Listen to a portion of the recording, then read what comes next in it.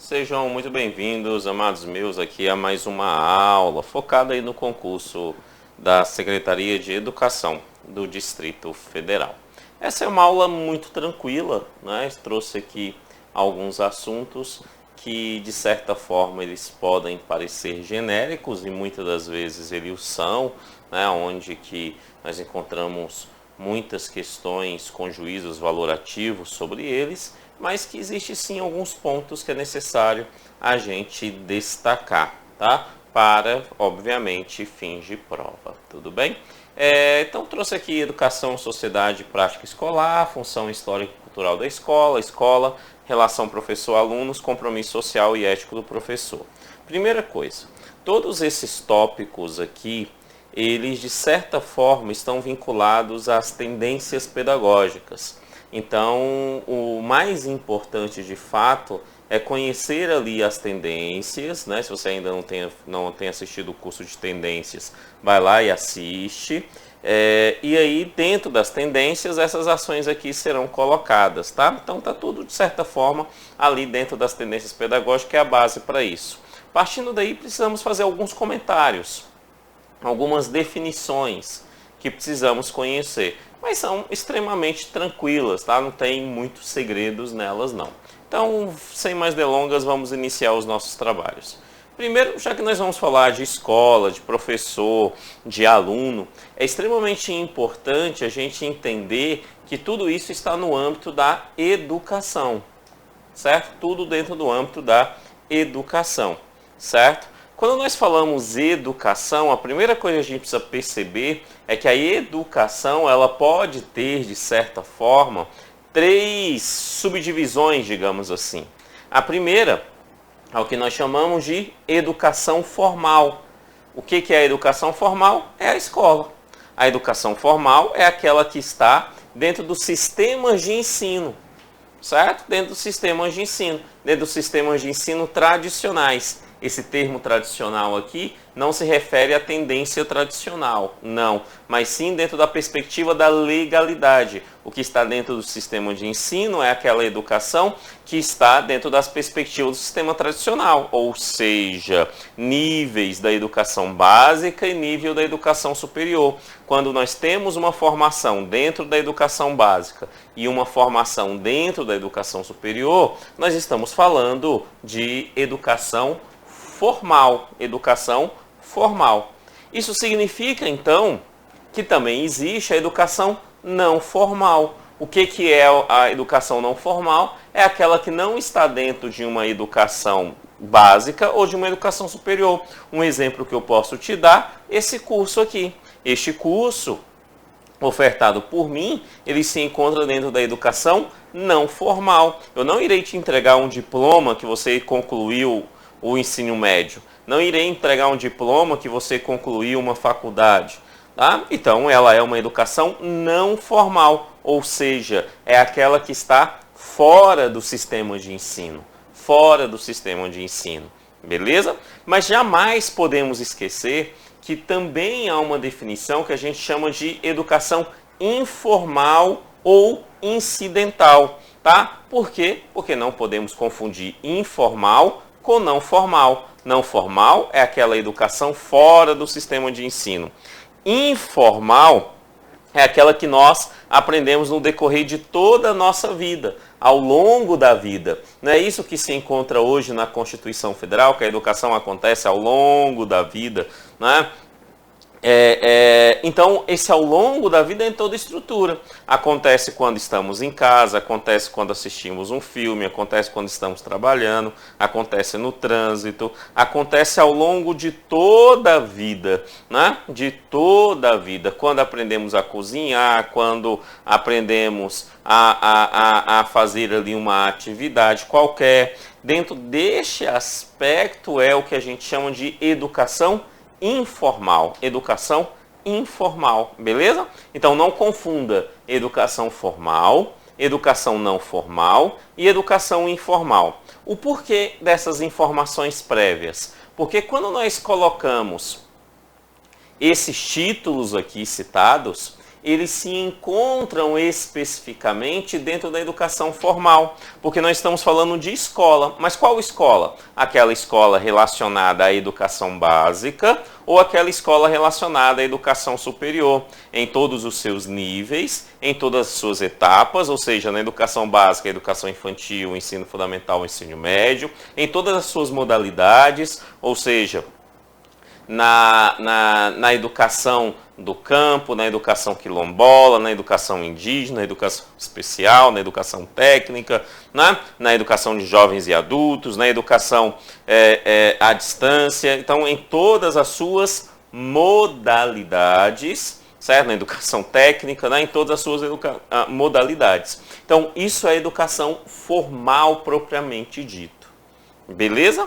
Tá? Então, quando nós falamos sobre a escola é um elemento da educação formal. A escola é um elemento da educação formal. Qualquer instituição que oferte educação, mas não esteja dentro dessa estrutura, nós podemos chamar de cursos livres, de educação informal, ou melhor, de educação não formal,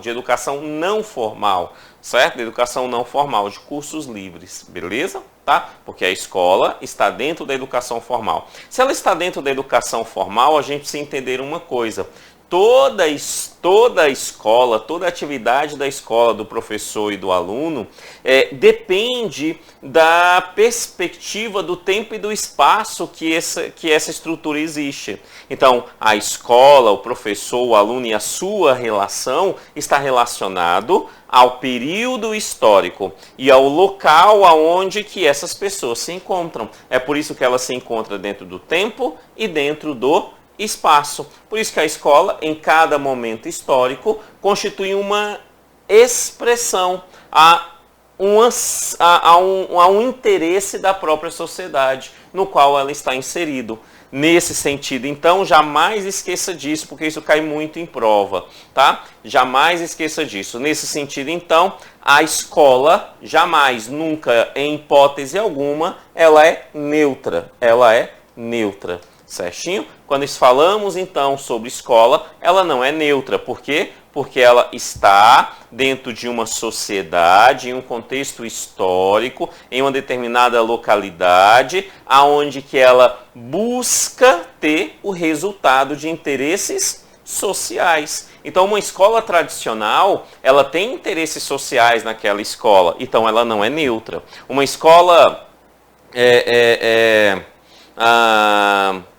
libertadora, ela busca interesses sociais, ela tem interesses sociais, ela tem resultados de interesses sociais, então não é neutra. Todas aquelas escolas vinculadas às tendências que nós estudamos, não se pode afirmar a sua neutralidade, tá? Por quê? Porque ela é um resultado ali de interesses sociais, ela é um fruto de uma determinada época, tá? Que exerce esse aspecto época, espaço e contexto onde que está, ou seja, tempo e espaço. Tá? Isso é extremamente importante quando nós percebemos a escola como um todo. E no decorrer dessa história, ela nunca terá a neutralidade. Beleza?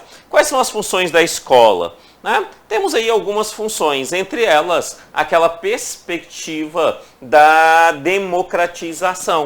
Então podemos pensar como função da escola o aspecto ligado à democratização, à democracia em nosso país primordialmente. Quando nós falamos então que a educação faz isso, é por quê? Porque ela busca a formação do cidadão em todo o seu contexto, né? Tanto que nesse edital está pedindo direitos humanos, cidadania aplicado à educação, nós já vimos isso em aula anterior, né?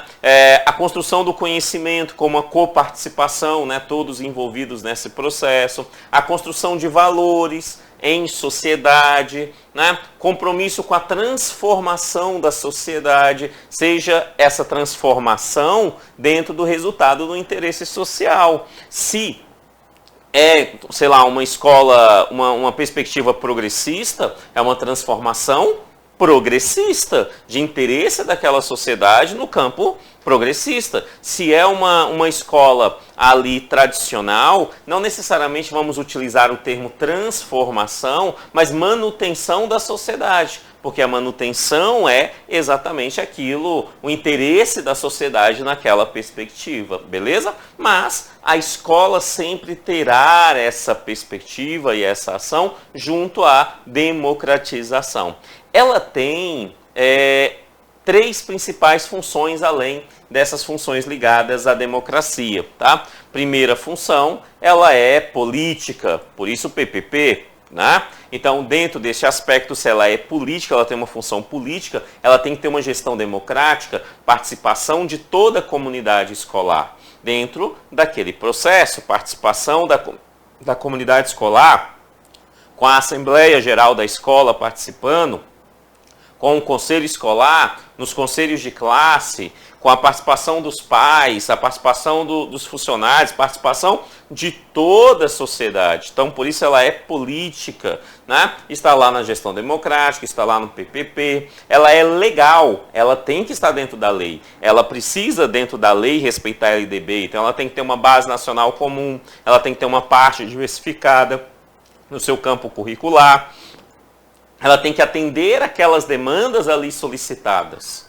beleza? Então ela é legal e ela é social. Ser social é a essência da própria escola, da função da própria escola. É o que eu posso chamar aqui de a escola em si. Então, quando a gente fala da função social, é o dia a dia da escola. O dia a dia da escola é a escola em si.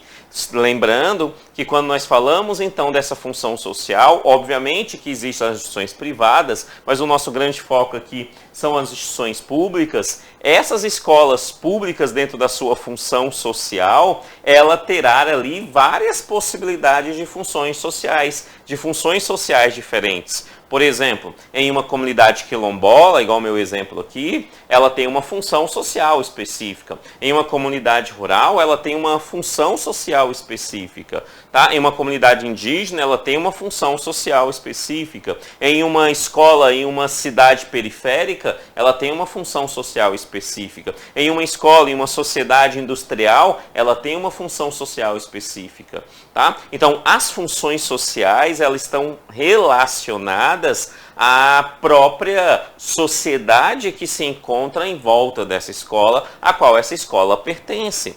Por isso é a escola em si mesmo, quando a gente fala sobre funções da escola. Então, ela tem função política, legal e social. Tá? O que faz essas escolas serem, então, né, com a relação entre os professores e os alunos,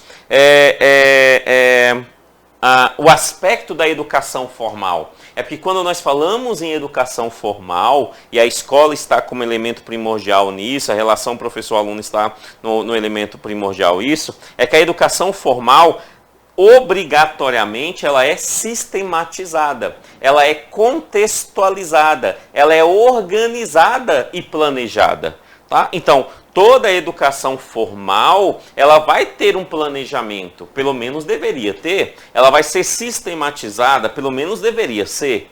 Não é? Quando um professor planeja, sistematiza as suas atividades em conjuntos com os demais professores, há sim uma possibilidade de alcançar os objetivos. Né? Quando não há essa sistematização, quando não há esse planejamento, quando não contextualiza com a necessidade e os interesses do seu mister, dos seus alunos, nesse aspecto você passa a não ter o alcance dos objetivos. Então a educação formal, necessariamente, ela vai buscar a apropriação do saber. Sim, né? do saber cognitivo, do saber emocional, de todas as formas de saber, beleza? Só que isso é de uma forma sistematizada, de uma forma planejada, de uma forma organizada, de uma forma contextualizada, tá? De uma forma contextualizada. E para a gente encerrar, a gente precisa entender que além dessas funções, a escola ainda pode ser apresentada dentro de um aspecto do que a gente chama de funções essenciais da escola. Uma das principais funções da escola, então, como essencial, é ensinar. Não pensamos em escola sem o processo de ensinar. Óbvio que você viu lá em tendências pedagógicas algumas escolas que o ensinar é muito pouco importante, né? Como, por exemplo, a não diretiva é muito pouco importante, mas quando nós falamos sobre a nossa realidade escolar, né, atualmente, dentro da perspectiva da educação hoje, o ensinar é importante. O ensinar é um dos fundamentos na educação brasileira. Além de ensinar, o humanizar. O humanizar também é extremamente importante e ela vem crescendo essa estrutura na perspectiva nacional, ainda no governo Vargas para cá, com o Escola Novismo, que termina gerando uma humanização, e isso vai adentrando a educação nacional, que tem aí uma barreira no período tecnicista, né, da educação, mas com a crise social dos conteúdos, essa humanização retorna para os ambientes escolares. Então, humanizar é tratar o estudante como ser humano. Então, é ético o professor tratar o estudante como ser humano. Perfeito? Isso é algo a ser caracterizado. E um outro aspecto importante da escola, uma função essencial da escola, eu não estou afirmando que isso só acontece na escola, mas é uma função social da escola, é a socialização. A socialização é uma das funções essenciais da escola. Tá? Na escola haverá socialização, as pessoas convivem entre si. Então, e como é um grande número de pessoas, entre professores, alunos, auxiliares da educação, direção, coordenação e muita estrutura nesse sentido, muitas pessoas relacionadas, essa socialização vai existir. Só que jamais podemos esquecer que a socialização, ela só existe mediante uma estrutura de convívio entre essas pessoas. E se tem convívios, obviamente terá conflitos. Não existe socialização sem conflitos, tá? O que existiria então é um consenso, só que um consenso num ambiente com muitas pessoas não existe, a não ser que seja ali através de uma determinação de uma autoridade maior e até mesmo, poderia dizer, ditatorial. Se isso não existe, necessariamente a socialização gerará conflitos. E os conflitos são importantes até mesmo na formação das pessoas no seu campo social, na sua socialização em si. Beleza? Então, quando falamos no campo da escola, da relação dos professores e alunos, é muito importante, repito, que você conheça muito bem as tendências pedagógicas, né? Que você conheça também ali os aspectos voltados ao processo ensino-aprendizagem em si, que também já conversamos anteriormente, né? E aí aplicar esses conceitos dentro daquela estrutura ali, primordialmente das tendências pedagógicas. Beleza? Tranquilo? Amados meus, fico por aqui. Valeu e até a próxima aula. Tchau, tchau.